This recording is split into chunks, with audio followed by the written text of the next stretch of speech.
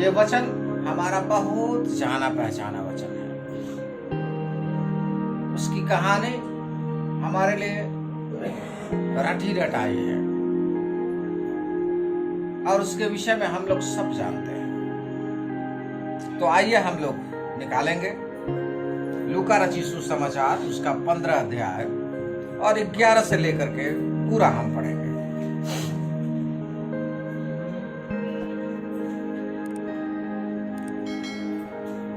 फिर उसने कहा, किसी मनुष्य के 2 पुत्र थे और उनमें से जो छोटा था उसने पिता से कहा, हे पिता, संपत्ति का वह भाग जो मेरे हिस्से में आता है मुझे दे दे। उसने अपनी धन संपत्ति उनमें बांट दी। बहुत दिन न बीते कि छोटा पुत्र सब कुछ एकत्रित करके दूर देश की यात्रा पर चल पड़ा, जहां उसने अपनी संपत्ति को कर में उड़ा दी। जब वह सब कुछ उड़ा चुका तो उस देश में भयंकर अकाल पड़ा और वह दरिद्र हो गया। तब वह जाकर उस देश के एक नागरिक के यहाँ काम में लग गया। उसने उसे खेत में सूअर चराने भेजा। उसे बड़ी उत्कंठा हुई कि वह उन फलियों से जो सूअर खा रहे थे अपना पेट भरे, और उसे कोई कुछ नहीं देता था। परंतु जब वह होश में आया तो उसने कहा, मेरे पिता के कितने ही मजदूरों को पेट भर भोजन मिलता है, परंतु मैं यहाँ भूखा मर रहा हूँ। मैं उठकर अपने पिता के पास जाऊंगा और उससे कहूंगा, हे पिता, मैंने स्वर्ग के विरोध में और तेरी दृष्टि में पाप किया है। मैं अब तेरा पुत्र कहलाने के योग्य न रहा। मुझे अपना एक मजदूर समझकर रख ले। वह उठकर अपने पिता के पास चला आया, परंतु जब वह अभी दूर ही था उसके पिता ने उसे देखा और उस पर तरस खाया। अतः उसने दौड़कर उसे गले लगाया और चूमा।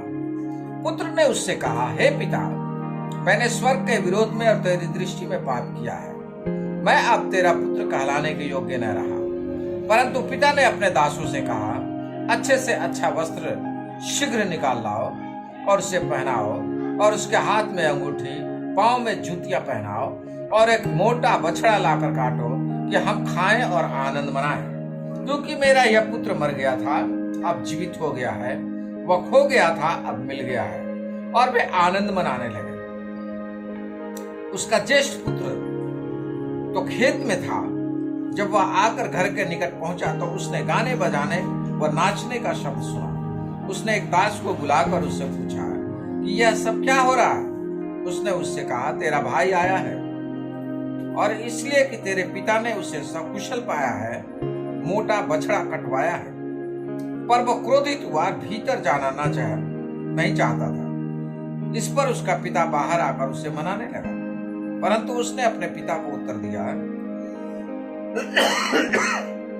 देख, मैं इतने वर्षों से तेरी सेवा कर रहा हूं और मैंने कभी तेरी एक भी आज्ञा नहीं टाली, परंतु तूने मुझे कभी एक बकरी का बच्चा तक नहीं दिया कि मैं अपने मित्रों के साथ आनंद मनाऊं। पर जब तेरा यह पुत्र आया जिसने तेरी सारी संपत्ति वेश्याओं में उड़ा दी, तूने इसके लिए मोटा बछड़ा कटवाया।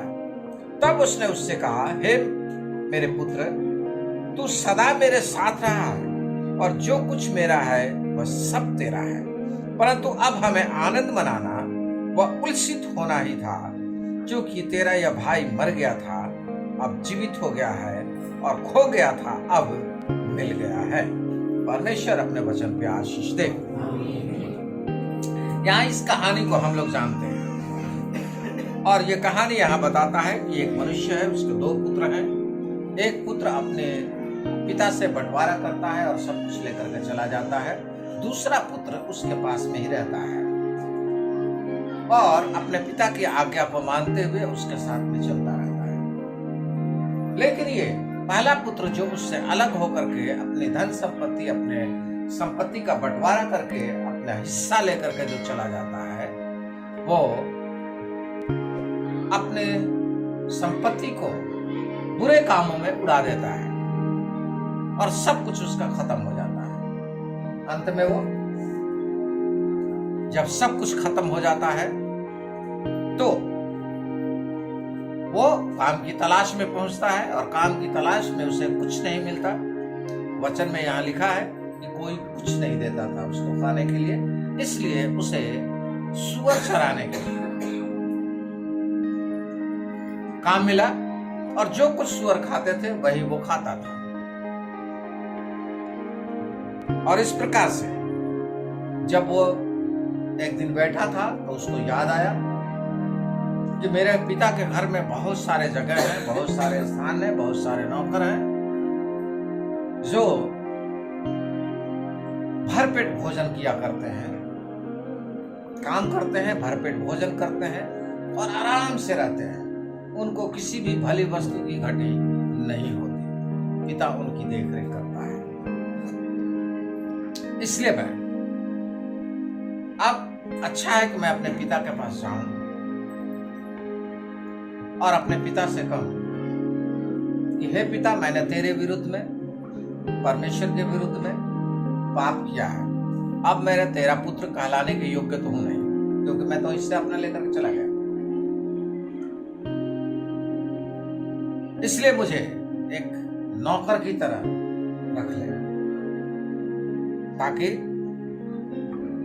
मुझे भरपेट भोजन मिल सके। और जब वो ये सोच करके एक निर्णय लेकर के जब वो वहां से उठता है और चलता है, तो वो जब दूर ही था अपने घर से, तो उसके पिता उसे डेवढ़ी पर से देखता है और उसे दौड़ करके जाता है और उसे गले लगा लेता है। और बेटा कहता है कि हे पिता, मैंने परमेश्वर के विरुद्ध और तेरे विरुद्ध में पाप किया है, इसलिए मुझे एक नौकर की तरह रख ले, क्योंकि मैं तेरा पुत्र कहलाने के योग्य नहीं हूं। पिता उसकी बात को नहीं सुनता, उसे गले लगा लेता है। और वो अपने लोगों को आज्ञा देता है कि मेरे इस पुत्र को, जो खो गया था, जो मर गया था, जो वापस आ गया है, इसकी खुशियां मनाओ। और बहुत बड़ा जेवनार करता है और खुशी मनाई जाती है। और जब उसका ज्येष्ठ पुत्र आता है, बड़ा पुत्र आता है, तो वो गाजे बाजे की आवाज सुनता है, हो हल्ले की आवाज सुनता है। वो पूछता है कि ये क्या हो रहा है।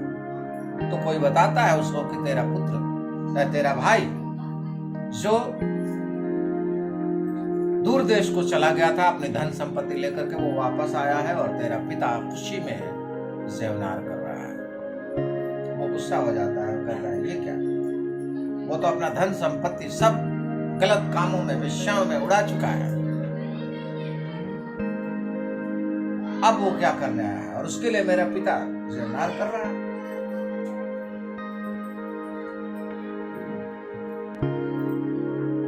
मैं तो एक बकरी का बच्चा भी मुझे नहीं दिया कि मैं अपने दोस्तों के साथ खुशी मनाता। लेकिन उसका पिता उसको बताता है ये मेरा वो पुत्र है जो मर गया था, अब जीवित है, खो गया था, अब मिल गया है, इसलिए इसके आनंद में शामिल हो, क्योंकि तू तो सदा मेरे साथ है और जो कुछ मेरा है वो सब तेरा ही तो है। ये इतना बात कहता है और उसको समझ में इस बात को आ जाता है। ये कहानी है और इसे हम खोए हुए पुत्र के विषय में या उड़ाऊ पुत्र के विषय में हम जानते हैं। हम यहां कौन हैं, सवाल इस बात का। इन दो पुत्रों में से हम कौन हैं? वो मनुष्य, वो तो परमेश्वर है, वो यीशु मसीह है। लेकिन हम इन दो पुत्रों में से कौन हैं? और ये दो पुत्र हैं कौन? हमें अपने आप को पहचानने की जरूरत है। ये वो पुत्र हैं जो अपने पिता के साथ में रहने वाले लोग हैं, जिनको, जो पिता की संतान हैं, बेटे हैं, दो पुत्र हैं, बेटे हैं दोनों, और हम कौन हैं?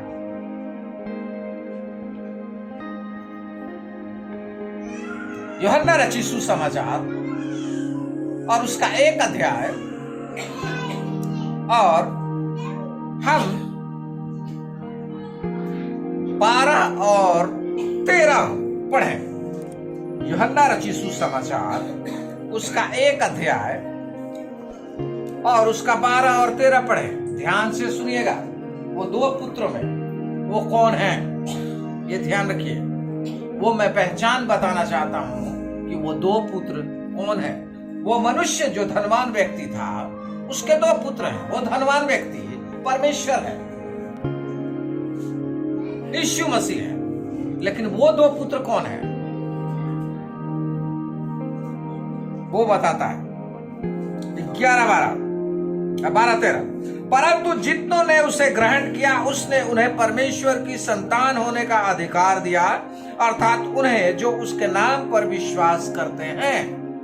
वे न तो लहू से, न शरीर की इच्छा से, न मनुष्य की इच्छा से, परंतु परमेश्वर से उत्पन्न हुए हैं। हालेलुया। वो 2 पुत्र कौन है?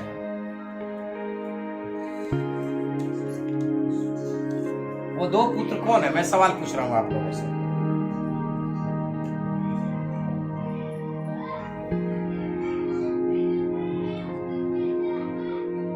समझ में अभी तक नहीं आया? नहीं आया? फिर से इसी वचन को पढ़िए।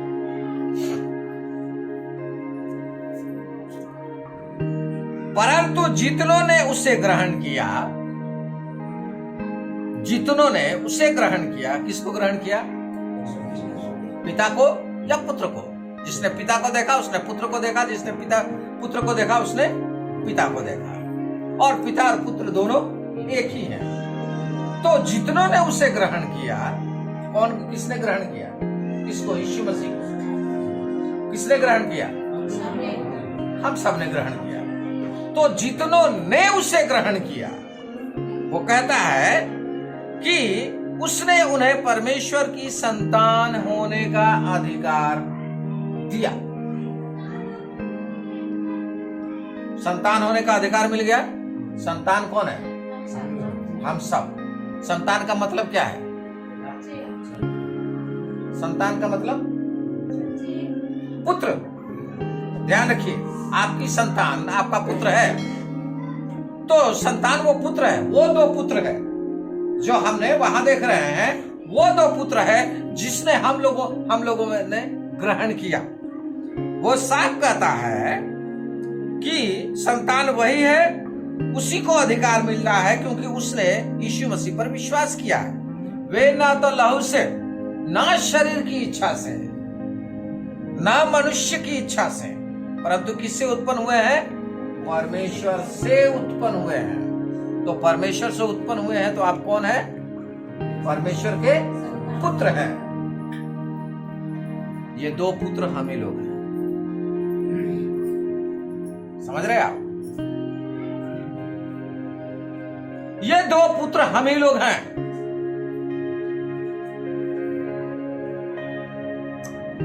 इन 2 पुत्रों में से हमें आंकना है कि हम छोटे वाले हैं या बड़े वाले हैं। हमें जानना है। छोटे वाले हैं तो हम अपने दूर देश क्यों चले जा रहे हैं? हम अपनी धन संपत्ति क्यों लेकर के भाग रहे हैं? बड़े वाले हैं तो हम परमेश्वर के साथ रहते हुए अपने अधिकार को क्यों नहीं जान रहे हैं? सवाल इस बात का है। हम उसकी संतान हैं, हम उसके अधिकार को नहीं जान रहे हैं। हम जो छोटा पुत्र है, हम अपने धन संपत्ति पर गर्व कर रहे हैं। हम धन संपत्ति पर भाग रहे हैं। ये भागने का कारण क्या है? जब मैं इस पर विचार कर रहा था कि छोटा पुत्र अपने पिता से कहता है कि हे पिता, संपत्ति का वह भाग जो मेरे हिस्से में आता है मुझे दे दे। वो क्यों ऐसा बोलने पाया?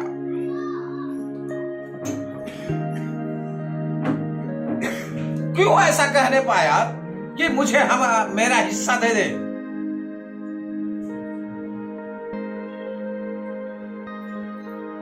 पहली बात हमें जानना होगा, इब्रानियों की पुस्तक उसका 13 अध्याय उसका 5 निकालिए।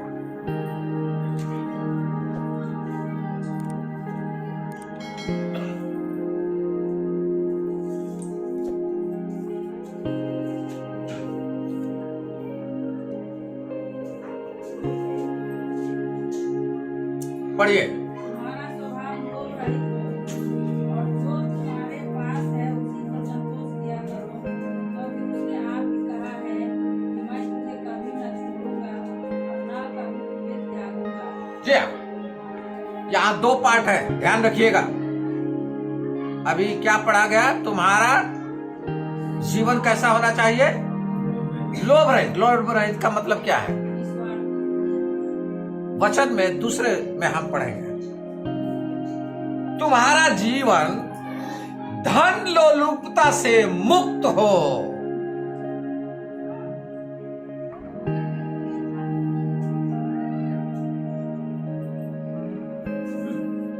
ध्यान रखिएगा, कभी कभी बाइबल में जब ट्रांसलेशन हुआ है तो उस शब्दों का वजन कम किया गया है। ट्रांसलेशन की वजह से उस शब्द का वजन कम हो गया है।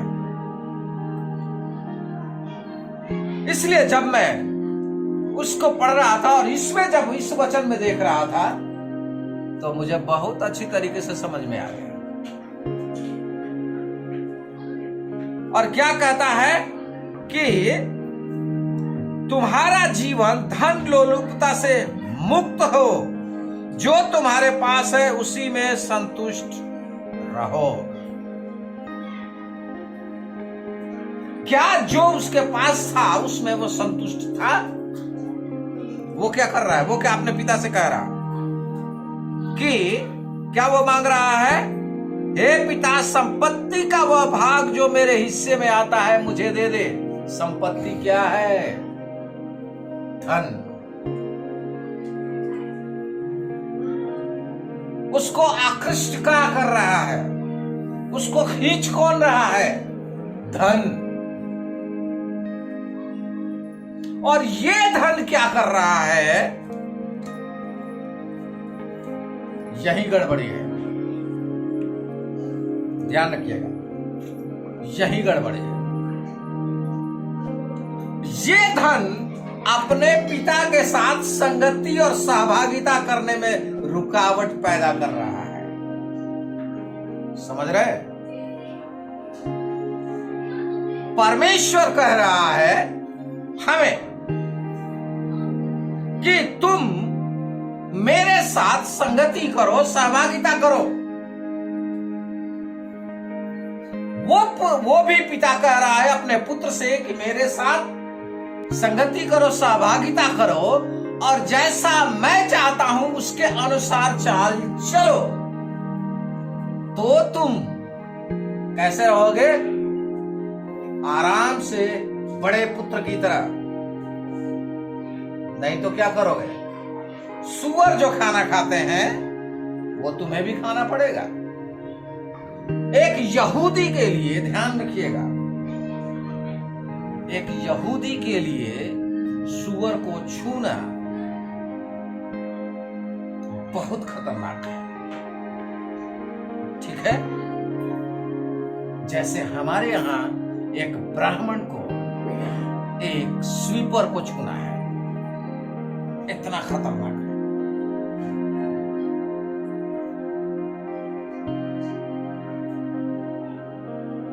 सेम कंडीशन यही है। यहूदी जो सबसे ऊंची जाति है और सुअर चराने वाले जो सबसे नीची जाति है, इसका अंतर है, ध्यान रखिएगा।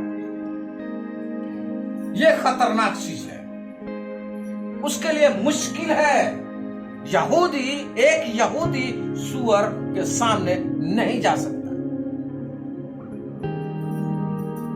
यहां तक कि वो सुअर जिस रास्ते में चले उस रास्ते में नहीं जा सकता। वो ऐसा है यहूदी के लिए, क्योंकि वचन में लिखा हुआ है कि यहूदी के लिए, परमेश्वर के लोगों के लिए अशुद्ध वस्तु है। ये ध्यान रखिएगा, ये पुराने समय की बात है। ये दृष्टांत उसी बात को बता रहा है, उस स्थिति को, पुराने दृष्टांत को रखते हुए उस स्थिति को बता रहा है। हमारी भी संगति, सहभागिता अपने पिता के साथ नहीं है। पिता की संतान तो हम हैं, लेकिन पिता के साथ संगति नहीं है। हम कभी पिता के साथ बैठना नहीं चाह रहे हैं। पिता हमें बुला रहे हैं, अपनी संगति में हम आना नहीं चाह रहे हैं। चाहे वो मंगलवार हो, चाहे वो शुक्रवार हो, चाहे इतवार हो, चाहे किसी भी संगति में वो बुला रहा है हमें, हमसे मिलने के लिए आ जाओ, हम आना नहीं चाह रहे हैं। यही तो हो रहा है। हमारा पिता के साथ संगति नहीं है, हम दूर भाग रहे हैं। किसके पीछे भाग रहे हैं? अपनी संपत्ति के पीछे, जो परमेश्वर का वचन कहता है धन लोलुपता से दूर रहो। लेकिन हम धन के पीछे भागे जा रहे हैं। धन क्या है? ध्यान रखिएगा, संपत्ति क्या है? सिर्फ पैसा? जी नहीं, आपका शरीर। आपका शरीर, जब तक आपका शरीर चल रहा है आप कहते हैं मैं ही सब कुछ हूं, और जिस दिन चलना छोड़ देता है, बिस्तर पर जब आप पड़ जाते हैं, उस दिन कहते हाय परमेश्वर तू ही सब कुछ है, मुझे उठा ले। परमेश्वर कहता तुझे नहीं उठाऊंगा, उसी बिस्तर पर रखूंगा पूरा। अब तुझे मालूम होगा कि तेरी जवानी की उन्माद कितना मजबूत था, कितना बल था, कितना ताकत था। ध्यान रखिएगा। मैं अभी सोच रहा था, जब प्रार्थना हो रही थी तो मेरे दिमाग में एक बात चल रही थी। परमेश्वर ने हमें कैसा बनाया, अपने स्वरूप और समानता में। क्या वो बनाते हुए क्या क्या बना रहा था? मैं उसका इमेजिन कर रहा था। परमेश्वर अनुग्रह के दिल को देखते हुए, परमेश्वर क्या अनुग्रह के दिल को नहीं बना रहा था? बना रहा था। वो भी जब मिट्टी का पुतला बना रहा था, उसमें दिल बना रहा था, वो धड़क रहा था। ये ध्यान रखिएगा, आपका लीवर का एक एक अतड़ी बना रहा था वो, आपके एक एक अंग बना रहा था वो, और वो उसको दुरुस्त बनाया था और कहा बहुत ही अच्छा। ध्यान रखिए, परमेश्वर इतना प्रेम करता है हमसे कि हमें सब कुछ से परिपूर्ण बनाया, लेकिन हमने अपनी धन लोलुपता को चाहने में, देखने में और खाने में बहुत स्वादिष्ट है, इसलिए हमने क्या किया? उसकी आज्ञा को मान तोड़ दिया। और तोड़ते ही क्या हुआ? हम पाप में चले गए। और पाप में क्या किया? श्राप लेकर के आया। और क्या हुआ? उस श्राप ने हमारे दिल के बीच में गड़बड़ी लाकर के रख दिया, हमारी अतड़ियों के बीच में गड़बड़ी लाकर के रख दिया, हमारे दिमाग में गड़बड़ी लाकर के रख दिया, हमारे पैर हाथों में गड़बड़ी लाकर के रख दिया। तो कभी दिल बीमार हो जाता है, कभी सिर दर्द होने लगता है, कभी पेट दर्द होने लगता है, तो कभी शुगर हो जाता है, कभी गैस्ट्रिक हो जाता है, तो कभी ये बीमारी, तो कभी वो बीमारी। ये सब होता है, परेशान करता है। ध्यान रखिएगा, ये परमेश्वर हमें अच्छा करना चाहता है। वो बड़ा पुत्र कह रहा है कि मैं तो तेरे साथ था, एक बकरे का बच्चा नहीं दिया, जबकि उसको मालूम है कि सब कुछ मेरा ही है। पिता कह रहा है जो कुछ मेरा वो सब तेरा ही है। ये तू एक छोटे से बकरे का बच्चे के लिए किए जा रहा है, तू बकरे का झुंड ले जाना तेरा तो है, लेकिन वो अपने अधिकार को नहीं जानता है। इन दो पुत्रों में से दोनों हम हैं। बाहर उदाहरण नहीं दे रहा, यहां सहभागिता की सबसे बड़ी समस्या है। अपने पिता के साथ संगति करने की समस्या है। वो लोग अपने पिता के साथ संगति नहीं करना चाहते। क्यों? पिता क्या करता है? पिता क्या करेगा? जब गलत चलेंगे पिता रोकेगा, आपको अनुशासन में चलाएगा। आप क्यों नहीं आते? शिक्षा में क्यों नहीं आते? परमेश्वर के साथ संगति क्यों नहीं करते? क्योंकि वचन आपको डांटता, काटता, छांटता है, इसलिए आप संगति में नहीं आना चाहते। पिता है, विश्वास क्या है समझना हमारे लिए जरूरी है।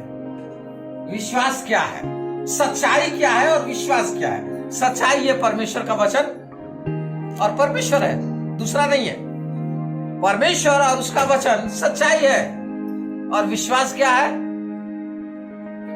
समझिए, विश्वास परमेश्वर के और उसके वचन पर, वचन की सच्चाई को स्वीकार करना विश्वास है।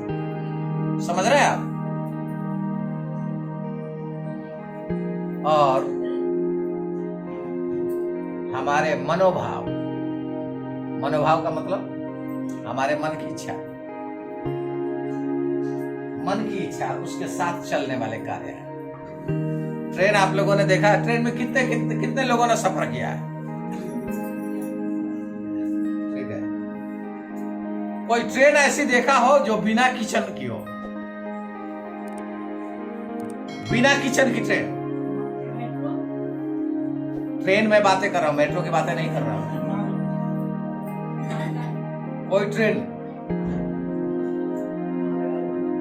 जी नहीं, सवारी गाड़ी की बातें हो रही है जिसमें लोग जाते हैं। उस ट्रेन, उसको मालगाड़ी आप कह रहे हैं, ट्रेन वो इसको नहीं कहते हैं। ट्रेन का मतलब होता है सवारी गाड़ी। पैसेंजर में भी किचन होता है, ये ध्यान रखिएगा। पैसेंजर में भी, ठीक है।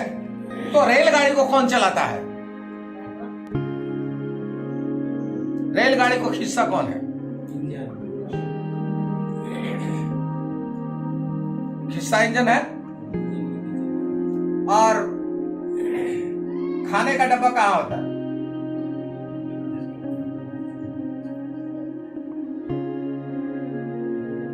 उसके साथ में लगा हुआ होता है। समझ रहे हैं आप? इंजन हटा दोगे और वो क्या कहते हैं उसके, पेल्ट्री कुछ नाम उसका है ना, किचन वाले डब्बे का कुछ नाम है, पेंट्री। हाँ, पेंट्री डब्बा जो है, ठीक है, पेंट्री डब्बा जो है वो खाने का डब्बा है, ठीक है। इंजन जो है वो सबको खींच के ले जाता है। इंजन आप निकाल लो, क्या पेंट्री डब्बा पूरे सवारियों को खींच के लेकर के जाएगा? क्या कर रहे हैं मेरे भाई? आज यही कर रहे हैं हम, यही तो कर रहे हैं हम। हमने परमेश्वर को निकाल करके बाहर कर दिया है और धन को लेकर के, धन लोलुपता। पेंट्री में क्या होता है? खाने की सामान ही तो होती है ना, तो उसमें धन ही तो होता है। उस धन को लेकर के हम चल रहे हैं। ओ चलो खींच ले, चलो खा ले, चलो खींचो। आप कितना भी करेंगे कभी नहीं खींचाएगा, वो वहीं के वहीं खड़ा रहेगा। समझ गया?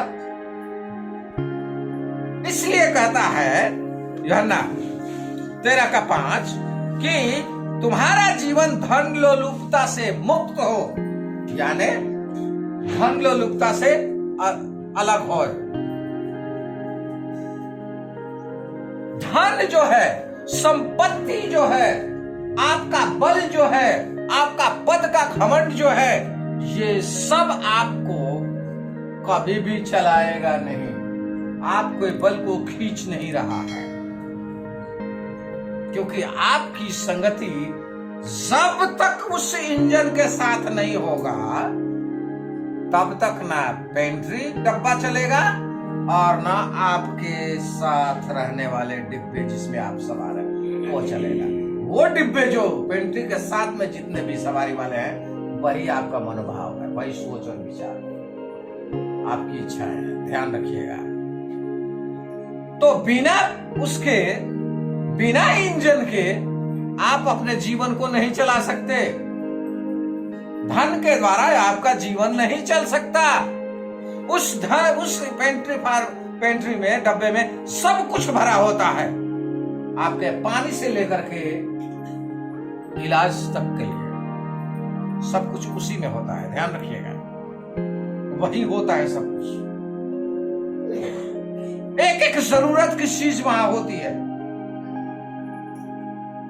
लेकिन वो जब तक इंजन काम नहीं करेगा तब तक खींच नहीं सकते, आप मंजिल पे नहीं पहुंच सकते। मेरे प्रिय भाई बहन, ये व्यक्ति भी यही कर रहा है, छोटा वाला जिसमें हम और आप सवार हैं, उस छोटे के साथ हम भी चल रहे हैं। ये अपने पिता के साथ संगति नहीं करना चाहता। वो कहता है नहीं, मैं अपनी इच्छा से चलूंगा, मेरे लिए मेरा धन ही सब कुछ है।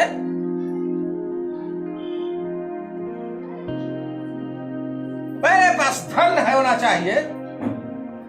अब इंद्रदेव भाई गवाही दे रहे थे, मेरे जीवन में यह घटना क्यों हो रही है, क्यों मैं बीमार पड़ता हूं, किस लिए है, आपको परमेश्वर बताना चाहता है। प्रकाशित वाक्य 3:20 पढ़िए, पढ़िए 3:20 क्या कह रहा।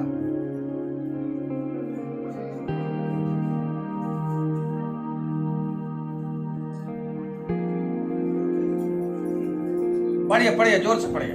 देख मैं द्वार पर खड़ा हुआ खटखटाता हूँ। देख मैं द्वार पर खड़ा हुआ खटखटाता हूँ। यदि कोई मेरा शब्द सुनकर द्वार खोलेगा, यदि मेरा शब्द सुन करके द्वार को खोलेगा, तो मैं उसके पास भीतर आकर, तो मैं उसके साथ भीतर आकर के उसके साथ भोजन करूंगा, उसके साथ भोजन करूंगा, और वह मेरे साथ। और वह मेरे साथ। क्या करा, मैं द्वार पे खड़ा हुआ खटखटा रहा हूँ। तुम्हें कभी दर्द उठता है, खटखटाता हूं मैं, मेरी सुनो। बीमारी आती है, मैं कहता हूं, खटखटा रहा हूं, सुनो मेरी आवाज। लेकिन हम क्या कर रहे हैं, अपने ही मनोभाव में बिना पेंट्री के और बिना इंजन के हम चलने की कोशिश कर रहे हैं। समझ रहे आप, बिना इंजन के हम चलने की कोशिश कर रहे हैं, और वो क्या कर रहा है, बार बार खटखटा रहा है, कर रहा है। इन बीमारियों को देकर के खटखटा रहा है कि तुम मुझ पर विश्वास रखो। मैं दरवाजा खोलने के लिए कह रहा हूं, मेरे साथ आओ। मैं तुम्हारे साथ संगति करना चाहता हूं। मैं तुम्हारे साथ तुम्हारे भीतर आऊंगा, तुम्हारे घर में आऊंगा, और क्या करूंगा, मैं तुम्हारे साथ भोजन करूंगा और तुम मेरे साथ भोजन करोगे। समझ रहे हैं, मैं तुम्हारे साथ भोजन करूंगा और तुम मेरे साथ भोजन करोगे। किसके साथ भोजन करेंगे हम, परमेश्वर के साथ में। वो क्या करेगा, हमारे साथ, हमारे यहां आकर के भोजन करेगा वो। इसका मतलब वो चाहता है कि हम उसके साथ संगति करें। और जहां यीशु मसीह है, सोचिए, जहां यीशु मसीह है, कोई रुकावट है? द बर्निंग ट्रेन कितने लोगों ने देखी है? बर्निंग ट्रेन देखी है? ब्रेक फेल कर देता है, कहां रुकती है? कोई रुकता है क्या? कोई नहीं रुकता, कोई रुकावट नहीं आती है। आप और परमेश्वर के साथ में हमारी संगति होने पर आपके जीवन की कोई भी रुकावट नहीं होगी। हालेलुया। परमेश्वर क्योंकि उसको खींचने वाला है, ध्यान रखिएगा। वो आपको खतरे में नहीं, वो आपको अनंत जीवन की ओर लेकर के जाता है। हालेलुया, ये ध्यान रखिए। बस हमारी कमी कहां है, हम वो छोटे पुत्र जो धन संपत्ति के पीछे भाग रहे हैं और अपने पिता के साथ संगति नहीं कर रहे हैं। इसलिए क्या हो रहा है, हम पिता से दूर होकर के अपने मनोभाव में जी रहे हैं। मनोभाव का मतलब अपनी इच्छा में, और हम अपनी इच्छा में क्या कर रहे हैं? परमेश्वर का वचन कहता है, जो अपने आप को अलग कर लेता है वो अपनी ही इच्छा पूरी करता है। नीति वचन में लिखा हुआ है, जो वो अलग हो जाता है तो वो अपनी इच्छा पूरी करता है। अपनी इच्छा पूरी करने का मतलब क्या है? वो अपने हिसाब से चलना चाहता है, इसलिए वो परमेश्वर के वचन से अलग हो जाता है। और यहां वो क्या कह रहा है कि वो क्या किया, पिता से अलग होकर के वेश्याओं में अपना सब कुछ उड़ा दिया। बड़ा बेटा दोष लगाता है उसके ऊपर। वेश्याओं का मतलब क्या है? गलत कामों में। गलत वेश्या का मतलब है व्यभिचार में। व्यभिचार क्या है? परमेश्वर और हमारे बीच में तीसरे को उपस्थित करना। परमेश्वर और हम उपस्थित है, हमारे बीच में कौन आ गया? धन लोलुपता, संपत्ति। उसी को तो कह रहा है उससे भाग, तुम्हारे जीवन में से वही कह रहा है।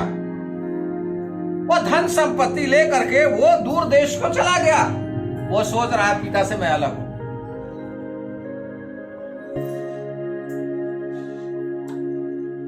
लेकिन जब वो परेशान हो जाता है, जब उसका कुछ वश नहीं चलता, ध्यान रखिएगा, ये अवस्था हम सबके जीवन में आने वाली है, जब आपका कुछ भी बस नहीं चलेगा। अभी जब हम इस अवस्था में हो गए हैं, जब हम जवान थे, तो ये रास्ता उबड़ खाबड़ हमारे लिए कोई मायने नहीं रखता था, ठीक है? अब बहुत मायने रखता है। हमारे नजदीक से हमारा जान पहचान वाला भी निकल जाएगा, हम नहीं देख पाएंगे।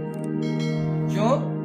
क्योंकि हम अपने कदमों को संभाल संभाल के रखते हैं, क्योंकि बुढ़ापा आ गया। ध्यान रखिएगा, आपको उम्र ने क्या किया? आपके कदमों को भी रोक दिया। संभल कर चलो, नहीं तो फिसल गए तो हड्डी पसली एक हो जाएगी, फिर जुड़े भी नहीं। समझ रहे हैं? ये अवस्था सबके जीवन में आने वाली है। यहां उसके जीवन में भी यही बातें आई, जब वो क्या कर रहा है? अपने सब चीज से भाग रहा है। अब उसका सब चीज चला गया। जिस पर घमंड करते थे वो सब चले गए, ठीक है? धन संपत्ति लोग क्या समझते हैं? हमारे पास बहुत पैसा है, हमारे पास हमारे बच्चे हैं, बच्चे भी दुलती आएंगे। ध्यान रखिएगा, अगर धन के पीछे भागेंगे तो बच्चे भी धन के पीछे भागेंगे, और वो आपको केयर नहीं करेंगे। आपकी देखभाल क्यों करें? वो तो धन के पीछे भाग रहे हैं। आपने किया क्या अपने पिता की देखभाल? अपने परमेश्वर से संबंध बनाया क्या? तो क्या वो आपके बच्चे आपको देखेंगे? जैसे धन आपके लिए प्यारा है, उसके लिए भी प्यारा हो जाएगा। आप प्यारे नहीं होंगे। ध्यान रखिएगा, ये बात है। परमेश्वर यहां सिखाना चाहता है, हमें बताना चाहता है, और ये सब कुछ लेकर के दूर देश जा रहा है और अपनी मौज मस्ती में उड़ रहा है। हम लोग भी परमेश्वर की संगति से भाग करके, परमेश्वर से अलग होकर के शुक्रवार को नहीं आते। हम क्या करते हैं? टीवी देखते हैं। अभी कह रहे थे ना, न्यूज देख रहा था, ठीक है? क्या करते हैं? न्यूज तो देखते हैं, फिल्म ही तो देखते हैं। आप और क्या करेंगे? परमेश्वर से भाग करके आप क्या कर रहे हैं? न्यूज में और उसमें क्या रखा हुआ है? आज रविश कुमार कहता है टीवी देखना बंद कर दो, क्योंकि तुम्हारे दिमाग में गलत बातें टीवी डाल रही है। समझ रहे हैं आप? वो कहता है न्यूज आपके पास गलत आ रहा है, इसलिए टीवी देखना बंद कर दो। लेकिन हम क्या कर रहे हैं? टीवी में घुसे जा रहे हैं उसी गलत को लेने के लिए। टीवी हमारा सब कुछ हो गया, परमेश्वर हमारा सब कुछ नहीं हो। टीवी क्या हमारे इंजन को खींचेगा? आपके जीवन को बढ़ाएगा? जब आप बीमार पड़ेंगे, अभी कह रहे थे बीमार पड़ा तो प्रभु को याद किया। अरे टीवी को क्यों नहीं याद किया? टीवी मुझे ठीक कर, परमेश्वर को क्यों याद किया? क्योंकि आप जानते हैं कि परमेश्वर के सिवा मेरा इंजन दूसरा नहीं खींचेगा। Hallelujah, hallelujah. आप जानते हैं, और ये ध्यान रखिए कि ये संगति से दूर होने के कारण उसे लाले पड़े सुअरों का खाना खाने के लिए। आपके जीवन में भी ये परिस्थिति आ सकती है। ध्यान रखिएगा, मनुष्य मानवीय तौर पे नहीं आएगा। मैं सोचता हूं सबके जीवन में ये नहीं आएगा, बहुतों के जीवन में आएगा, लेकिन मानवीय तौर पर एक बार आएगा। जब न्याय का समय आएगा, ध्यान रखिएगा, जब यीशु मसीह आएगा और कहेगा कि तुम मेरे पुत्र हो, लेकिन मैं क्या करूं, तुम तो धन के पीछे थे, मेरे साथ सुसंगत ही नहीं, मैं क्या करता, मैं तुम्हें पुत्र मानने के लिए तैयार हूं। ध्यान रखिए, पिता कभी भी आपको अपने पुत्र होने से इनकार नहीं करता, चाहे आप कितने भी गलत हो जाए। करेगा क्या? यहां भी तो वही कर रहा है। कितना भी वो पुत्र गलत किया, लेकिन पिता तो पिता है। 13:5 देखिए, ये इब्रानियों 13:5 क्या कहता है? क्योंकि उसने स्वयं कहा है, मैं तुझे कभी न छोड़ूंगा न कभी त्यागूंगा। पुत्र को वो कभी नहीं छोड़ता। ध्यान रखिएगा, आपको और हमको, चाहे आप कितने भी धन लोलुपता के साथ भागते हो, पिता नहीं छोड़ता। वरन कौन छोड़ रहा है? हम छोड़ रहे हैं, वो छोटा वाला बेटा। अब दूसरा आ जाता है बड़ा पुत्र, ये तो हो गया। अब यहां उसको जब सुअरों का खाना मिल रहा है, तब उसको होश ठिकाने आए। अब क्या करूं? मैं पिता के पास चलूं? इसलिए परमेश्वर भी कहता है, अभी भी सचेत हो जाओ, चेत जाओ, मन फिराओ, क्योंकि परमेश्वर का राज्य जी नहीं, परमेश्वर का राज्य तुम्हारे बीच में है। परमेश्वर ये कहता है, यीशु मसीह तो बहुत पहले बोला, यीशु मसीह बपतिस्मा लेने जा रहा है और बपतिस्मा लेकर के निकलता है, तो वो बोलता है कि ईश्वर का मन फिराओ, क्योंकि ईश्वर का राज्य निकट है। लेकिन जब वो आश्चर्य कर्म करता है और जब वो परमेश्वर की पहचान बताता है, तो कहता है कि मन फिराओ, क्योंकि परमेश्वर का राज्य आ चुका है। ध्यान रखिएगा, ये दोनों बातों में अंतर है। निकट है, यीशु मसीह आ रहा है परमेश्वर का राज्य को बताने के लिए, लेकिन यीशु मसीह ने बता दिया, यीशु मसीह सब कुछ पूरा कर दिया। अब तुम्हारे बीच में, तुम अपना लो, तुम ले लो या मत लो। यहां ये कार्य हो गया, आप क्या करेंगे? अब ये सचेत होता है और चेत करके जाता है, मेरे पिता के पास तो सचमुच सब कुछ था। हम लोग भी वही कर रहे हैं, ठीक है? अभी उदाहरण इसलिए दूंगा कि इंद्रदेव भाई का अभी का भाई ताजा है। इंद्रदेव भाई बीमार पड़े, दर्द होने लगा, क्या चेत रहे हैं? चंगाई पिता ही दे सकता है, इसलिए हे पिता मुझ पर दया कर, मेरी दर्द को ठीक कर। चेत गए, यही चेतना है। समझ रहे हैं? यही मन फिराना है। अगर हम इतना होने के बाद में भी मन फिरा करके परमेश्वर के संबंध में या रिश्ते में हम नहीं आते और उसके साथ संगति नहीं करते, तो यही बातें भयंकर हो सकती हैं। ध्यान रखिएगा, यही बातें भयंकर हो सकती हैं। हमारे लिए फिर कोई नहीं होगा, क्योंकि जैसा बोएंगे वैसा ही काटने को मिलेगा हमें। बच्चों पर घमंड मत करो, बच्चे आपके नहीं हैं, ये ध्यान रखिएगा। सब लोग कहते हैं बच्चे मेरे हैं, मेरे काहे के लिए है? आप अपने माता पिता के हुए क्या? मेरे को बताएंगे आप लोग? अपने माता पिता के हुए आप? अगर अपने माता पिता का होते तो यहां नहीं होते, ध्यान दीजिएगा। वहीं होते, अपने माता पिता के पास में वही होते। कोई नहीं हुआ, इसलिए आपके बच्चे भी नहीं होंगे। घमंड मत कीजिए, घमंड करना है तो परमेश्वर पर कीजिए, जो बच्चों के मन को बदल करके आपका आदर सम्मान करा सकता है। आपके वो नहीं है, कहने का मतलब आपके गुलाम नहीं है। आप जैसा चाहेंगे वैसा अपने बच्चों को नहीं चलाएंगे, समझ रहे? आप उन्हें अनुशासित करेंगे, परमेश्वर उनके जीवन को बदलेगा, वो आपका आदर करेंगे, सम्मान करेंगे। आदर सम्मान करते हुए आपकी देखरेख अच्छे से कर सकते हैं।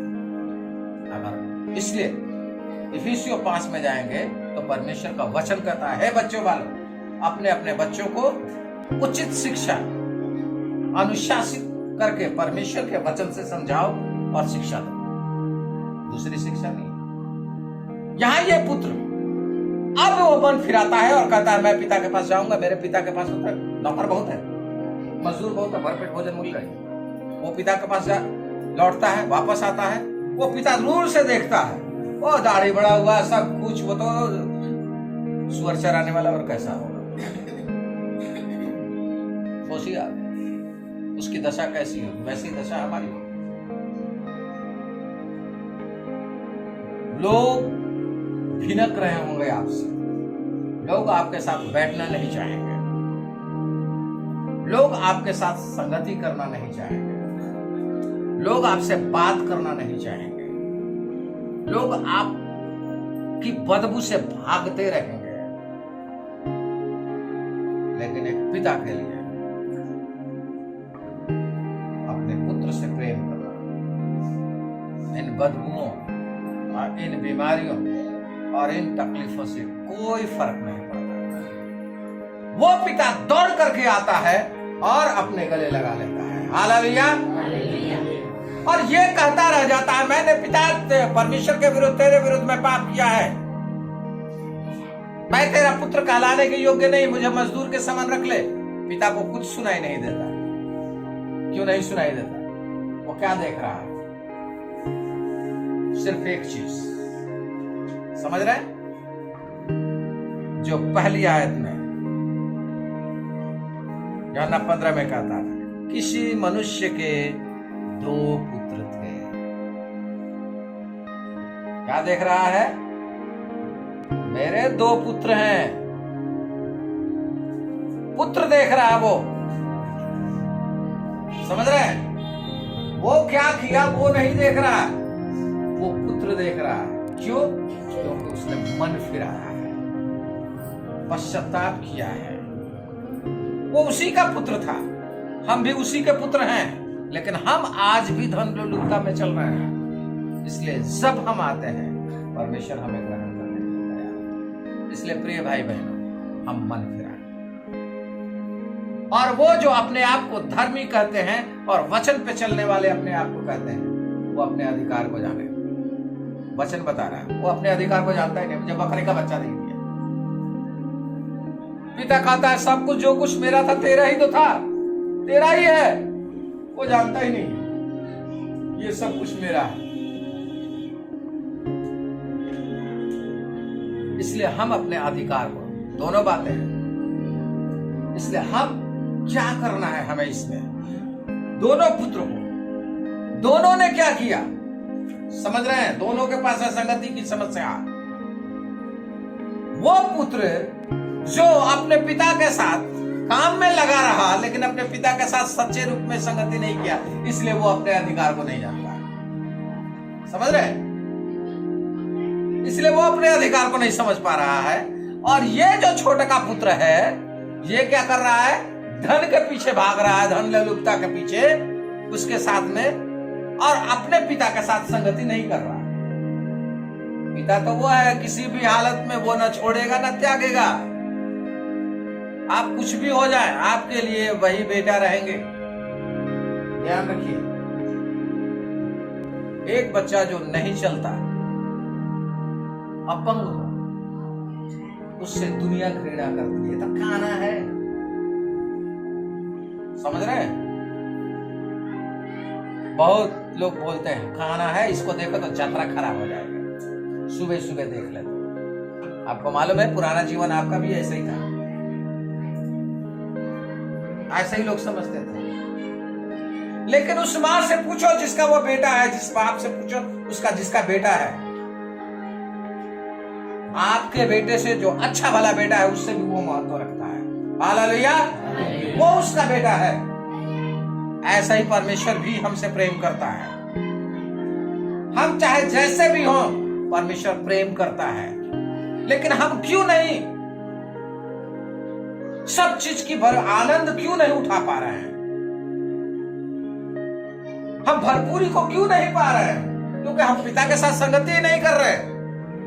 पिता के साथ क्या है, पिता के पास में है, ये जानते ही नहीं हम। क्या पिता हमारे लिए करना चाहता है, ये जानते ही नहीं है हम। इसलिए गड़बड़ी है। सहभागिता होना बहुत जरूरी है। परमेश्वर का वचन कहता है, जिसके पास पुत्र है उसके पास जीवन है, जिसके पास पुत्र नहीं उसके पास जीवन नहीं। आपके कहने से सिर्फ आपके पास जीवन नहीं है। ध्यान रखिएगा, दो प्रकार का हमारा है स्वभाव। एक जो दिमागी तौर से पहली बार मान लिया, यीशु मसीह पर विश्वास किया, यीशु मसीह प्रभु है, आपको उसी दिन आप परमेश्वर की संतान बन गए। ध्यान रखिएगा, जिस दिन आपने स्वीकार किया था यीशु मसीह मेरा प्रभु है, उद्धार करता है, उसी दिन आप संतान बन गए, धर्मी बना दिया। तो क्या धर्मी होने के नाते, संगति होने के नाते, धर्मी होने के नाते, आज के पुत्र होने के नाते आपका पिता के साथ संगति है क्या? पहला यूहन्ना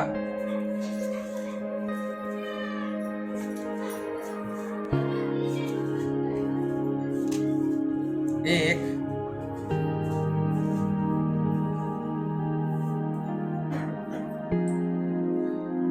और 6 से हम देखें। यदि हम कहें कि उसके साथ हमारी सहभागिता है फिर भी अंधकार में चले तो हम झूठ बोलते हैं और सत्य पर आचरण नहीं करते। परंतु यदि हम ज्योति में चले जैसा वह स्वयं ज्योति में है तो हमारी सहभागिता एक दूसरे से है और उसके पुत्र यीशु का लहू हमें सब पापों से शुद्ध करता है। यदि हम कहें कि हम में पाप नहीं तो अपने आप को धोखा देते हैं और हम में सत्य नहीं। यहाँ साफ कहता है कि परंतु यदि हम ज्योति में चले जैसा वह ज्योति में है तो हमारी सहभागिता एक दूसरे के साथ में है। अगर परमेश्वर हमसे संगति करना चाहता है तो हम भी उसके साथ संगति करें। परमेश्वर एक क्षण के लिए संगति नहीं चाहिए, शुक्रवार की संगति नहीं है, मंगलवार की संगति नहीं है। परमेश्वर आपके साथ 24 घंटे संगति करता है, इसलिए आप संगति करने के लिए तैयार हैं। समझ रहे? इसलिए अपने आप को समझे, हम छोटे पुत्र हैं या बड़े? छोटे पुत्र होंगे, परमेश्वर के साथ संगति नहीं होगी, हम परेशान रहेंगे, हम तकलीफ में रहेंगे। हम बड़े पुत्र होंगे, अगर परमेश्वर के साथ संगति नहीं होगी तो हम अपने अधिकार को भी नहीं जानेंगे। इसलिए हम दोनों को क्या करना है? पिता की सहभागिता में बने रहना है और जैसा वो ज्योति में है वैसा हमें चलना है। दूसरी ओर से उसकी आज्ञा को पालन करना। वो हमें बुलाता है, हमें जाना है, हमें कहता है खड़े होने को खड़े रहे। ध्यान रखिए, हम सरकार की बातें मानते हैं। नोटबंदी में आप लाइन में लगे थे या नहीं लगे थे? क्यों लगे थे? नहीं लगते, कहते मेरी मर्जी मैं नहीं लगता, मेरी मर्जी मैं नहीं लगूंगा। क्या हुआ? जिन्होंने ऐसा सोचा उनका नोटबा क्या हुआ? सड़ गया। आप भी अगर परमेश्वर के साथ में हम लोग नहीं चलते हैं तो हमारा भी यही होगा। इसलिए मेरे प्रिय भाई बहन, हम उसकी संगति करें, अपने पिता के साथ संगति करें, सहभागिता करें, जाने हमारा परमेश्वर कैसा है। इसके लिए आपको उसके साथ संगति करना पड़ेगा, तभी हमारी सहभागिता है और तभी हम परिपूर्ण हो सकते हैं, आशीषित हो सकते हैं। परमेश्वर आशीष दे।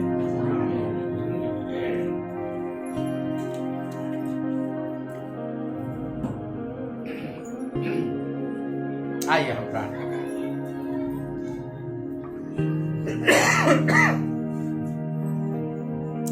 धन्यवाद महान जीवित सर्वशक्तिमान दयालु पिता परमेश्वर, हम इस समय में आपके सम्मुख हैं प्रभु जी।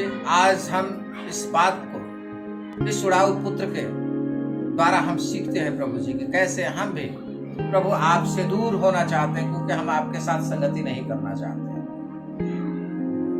क्योंकि आप हमें अनुशासित करते हैं।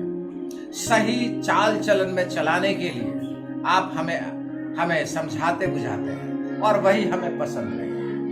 आज हमारे अंदर सहनशीलता, धीरज, आज्ञा मानने वाली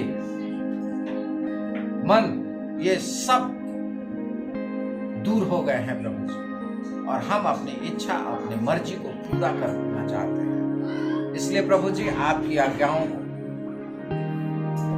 हम नहीं सुनना चाहते या हम बर्दाश्त करना नहीं चाहते, जबकि वो जीवन की बातें हैं, जबकि वो हमारे भले की बातें हैं, जबकि वो हमारे लिए आशीष का कारण है। इसलिए प्रभु हम इस समय में आपके हाथों में सौंप देते हैं। तमाम बातें मिलकर के भलाई को उत्पन्न करती हैं। जो आपकी बातें हैं प्रभु जी, वो हमारे जीवन की बातें हैं, हमारी अच्छाई की बातें हैं। इसलिए प्रभु हम आपके साथ सहभागिता कर सकें, क्योंकि आप अगर हमारे नजदीक में हैं, हम आपके साथ में हैं, तो हमें किसी भी भली वस्तु की घटी नहीं हो सकती। इसलिए आपका वचन कहता है, पहले परमेश्वर के राज्य की खोज करो, अर्थात परमेश्वर की खोज करो तो तुम्हें संसार की सारी वस्तुएं तुम्हें मिल जाएंगी। प्रभु यीशु मसीह, हम विनती करते हैं, हमारे साथ रहिए, हमारी मदद कीजिए, अगुवाई कीजिए, देख रहे कीजिए। तमाम बातें मिलकर के भलाई को उत्पन्न करने वाली हो। सारा आदर महिमा आपको देते हैं। हम सब प्रभु जी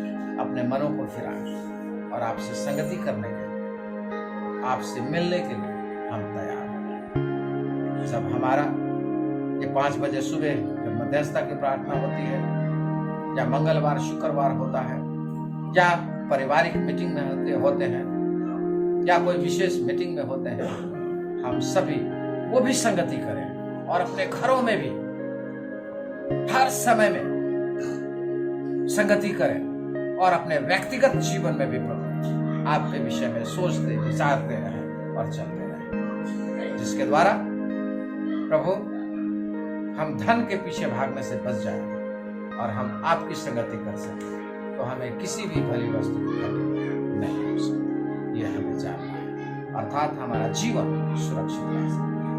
धन्यवाद प्रभु जी, हमारे पास जो कुछ है उसमें हम संतोष कर सकते हैं। प्रभु आप हमारे जीवन को बदल करके अपने महिमा के योग्य बना दीजिए, यही प्रार्थना है। और जो भी बीमार है उन्हें छू करके भला चंगा कर दीजिए, और अपने महिमा में खांसी, सर्दी, जुकाम, इस समय की तमाम जो वायरल है प्रभु जी, उससे छुटकारा दे दीजिए। सारा आदर महिमा आपको देते हैं। बड़े धन्यवाद के साथ यीशु मसीह के पवित्र मीठे नाम से मांगते हैं, सुने, कबूल करें।